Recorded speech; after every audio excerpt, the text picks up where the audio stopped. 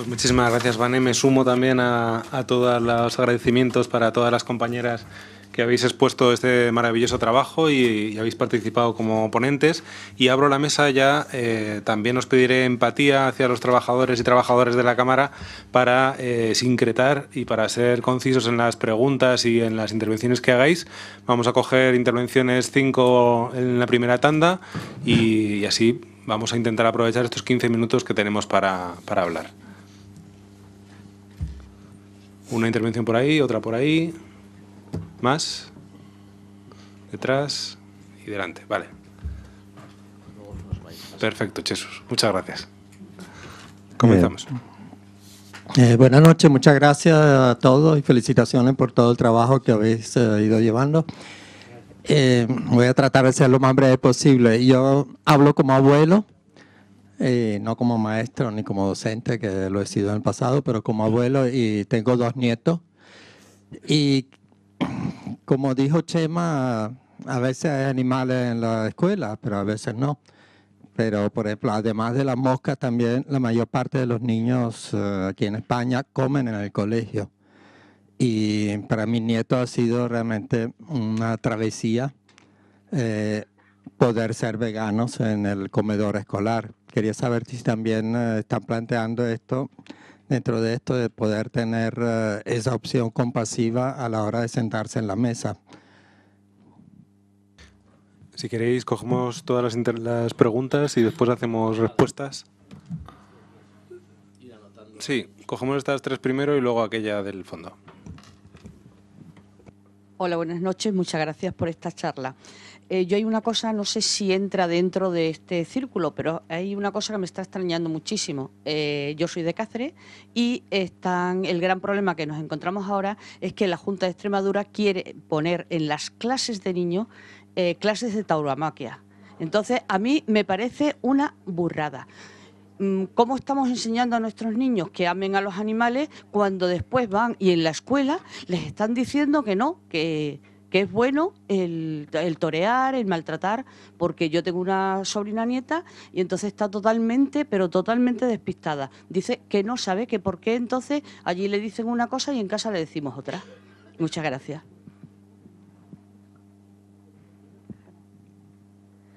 Hola, buenas noches. A mí me parece maravilloso incluir este proyecto en el currículo de la enseñanza primaria y secundaria, pero creo como docente que sería fundamental preparar a los docentes, porque yo me he encontrado con empatía cero en profesores y es imposible transmitir a los niños algo que no tienes. No sé si contempláis esta posibilidad. Gracias.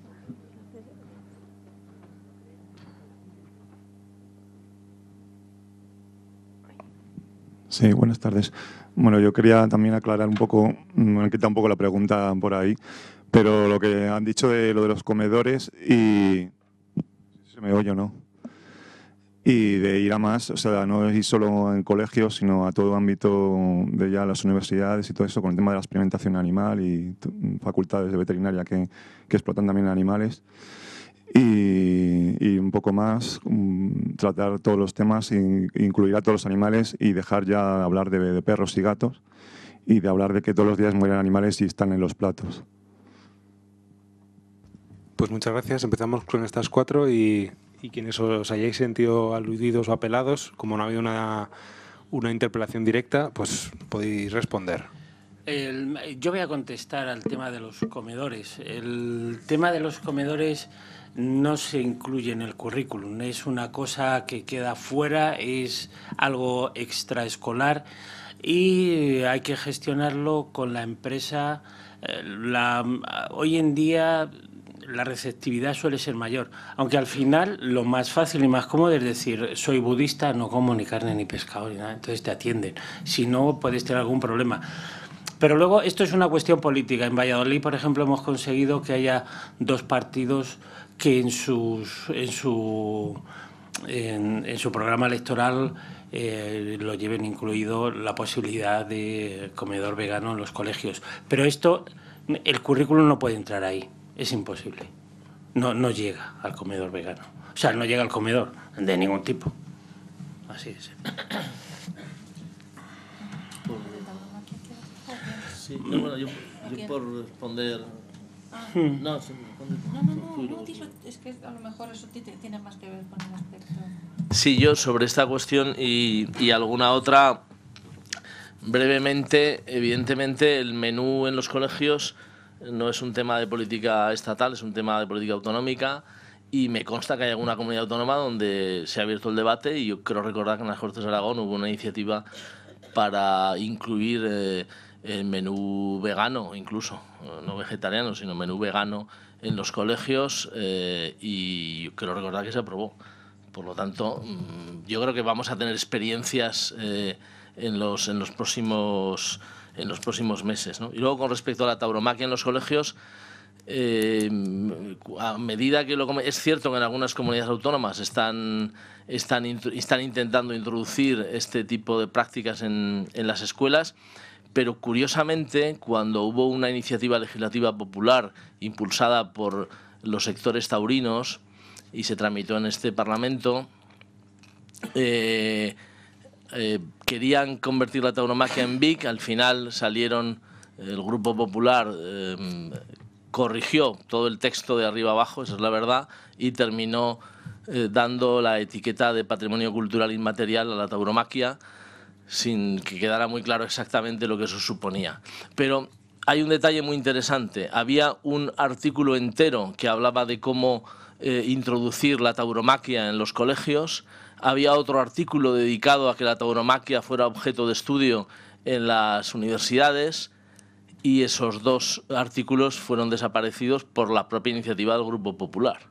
Por consiguiente, en estos momentos, la legislación estatal que, entre comillas, ampara las corridas de toros no contempla nada de los niños. Es más, la expresión que empleó entonces el subsecretario de Estado de Educación era que no, que había que apartar a los niños de eso, que eso no, ellos no estaban dispuestos a llegar a eso. Por lo tanto, el debate queda en las comunidades autónomas donde están tomando esas políticas. Igual que hay comunidades autónomas que prohíben la tauromaquia, pues hay comunidades autónomas que apuestan por meter a los toros en los colegios, y bueno, pues las corridas, quiero decir, hay que trabajar para expresar el rechazo mayoritario de nuestra sociedad a esas prácticas, pues hay que llevarlo al trabajo social y al trabajo parlamentario también. Gracias. Yo quisiera también aclarar que las personas que en su comunidad estén pasando por esas vicisitudes sí que pueden encontrar precisamente en aquella fecha, en el 2013, algunas de las ponencias en contra de esa proposición, una de ellas hecha por José Enrique Zaltívar, el veterinario, y otra hecha por nosotros, y defendimos la no asistencia de los niños a ese espectáculo cruel, con lo cual lo mismo podemos hacer respecto a las escuelas. Lo digo porque está eso, y además tenemos el documento y lo podemos también enviar por mail, ¿vale?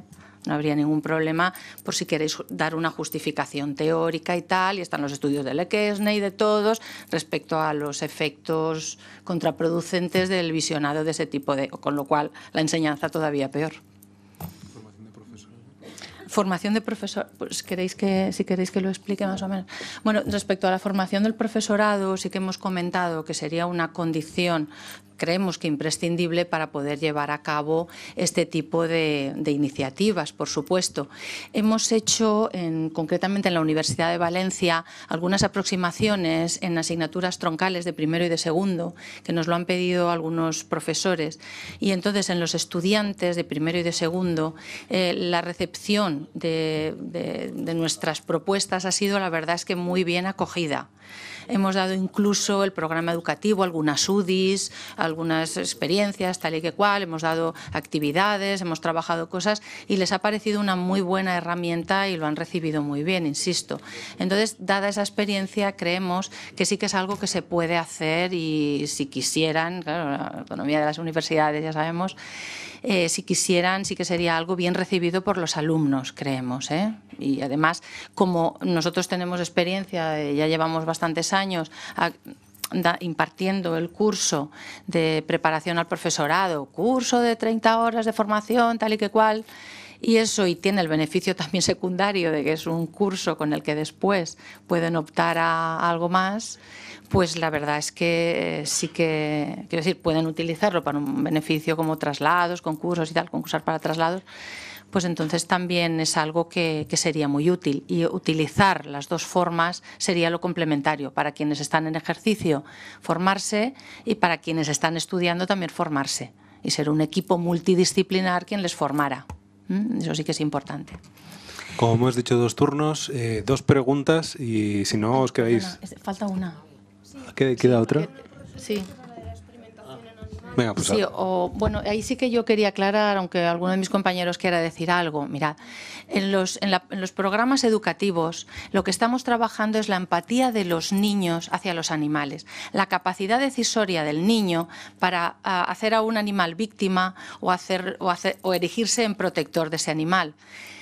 Por eso tenemos que trabajar con la empatía, que los niños puedan sentir y puedan resolver el conflicto que ellos puedan tener respecto a ayudarles o no. Los niños tienen lo que ya se llama el vínculo de apego. El vínculo de apego es lo que tienen ellos con sus padres, con las familias, que es el sustento tanto afectivo como físico, el emocional como el físico. Entonces, si nosotros osamos contravenir la ideología de los padres en diferentes aspectos, vamos a lograr que los niños desoigan totalmente los aprendizajes que les proponemos. Entonces, siempre hay que ir con bastante cuidado, y por eso hablamos de círculos concéntricos, porque se trata de que un niño pequeño puede decidir si pisar la araña o no pisarla. Puede decidir si darle una patada a un gato o no dársela. En las fichas que hacemos de cuáles son las necesidades, los 5 Cs, las necesidades básicas de los animales, cuáles son sus emociones, cuáles son las causas de que tengan esas emociones, el tener o no esas necesidades cubiertas, cariño, compañía, cuidados. Todo eso el niño sí lo puede resolver, porque con ese animal él puede decidir si darle todo eso para que las emociones del animal sean positivas. Puedo decidir si darle una patada o no a un gato, puedo decidir si piso la araña o no la piso. No puedo decidir si mamá, papá, abuelitos, no sé quién, mis cuidadores con quien tengo vínculo, me ponen un muslo en el plato o no. Poco a poco, en los programas educativos que tenemos construidos, sí está, para los niños que son más mayores y pueden decidir en casa ciertas cosas, sí que en vez de hablarles del sufrimiento y tal en las granjas y tal, se les enseña primero como una de las actividades, una de las UDIs, un taller vegetariano, no llegamos a vegano, pero en secundaria, cuando ese desarrollo moral sí puede. Si los enfrentamos a sus familias, no vamos a lograr entrar en los cambios que queremos lograr legislativos. Se puede hacer, por supuesto. Lo que pasa es que ya tenemos mucha experiencia, hemos entrado en muchos claustros, en muchos AMPAs, no solo el de nuestro colegio, de nuestros respectivos colegios, sino en muchos AMPAs, en muchos claustros y en muchas comunidades educativas y en muchos ayuntamientos. Y entonces tenemos que trabajar a los niños. Por supuesto, en la escuela de padres se exponen otras cosas, para eso tenemos todo unos dosieres de lo que se puede trabajar o no. Pero ese es el motivo del por qué en primera instancia se trabaja la empatía de los niños con esos animales. Y cuando hacemos las prácticas de empatía, de dar una vuelta al colegio y nos vamos hacia no sé dónde y si sé menos, ¿por qué no gritamos y tal? Por no espantar a las aves, porque es que nos pasaría a nosotros si gritaran. En fin, habéis visto algunos de los ejemplos que ha puesto Chema. Así es como se debe trabajar cuando se conoce la psicología evolutiva. Por eso lo hacemos así. No podemos hacerlo de otra manera, tal y como está la sociedad. Esa era la respuesta que quería. No sé si los compañeros quisieran ampliar. No pueden. Ay, perdón, ya me he enrollado. Es el papel que me toca de hacer de censor de tiempo y la empatía se impone a la democracia, así que muchas gracias por haber asistido a estas jornadas. Lo siento, no podemos alargar más en empatía con los trabajadores y trabajadoras de la Cámara. Y muchas gracias a los ponentes y las ponentes, y muchas gracias a todo este trabajo que estamos llevando a cabo y que veréis próximamente, esperemos, en vuestro BOE. Así que muchas gracias y salid ordenada pero ágilmente. Gracias. Un segundo, tenemos algunos ejemplares, algunas fotocopias del documento completo de 58 páginas impresionantes, las tenemos aquí en la mesa, en aquella esquina. Tenemos no ejemplares para todos, por lo tanto, uno por asociación y uno por unidad familiar, ¿vale? Gracias.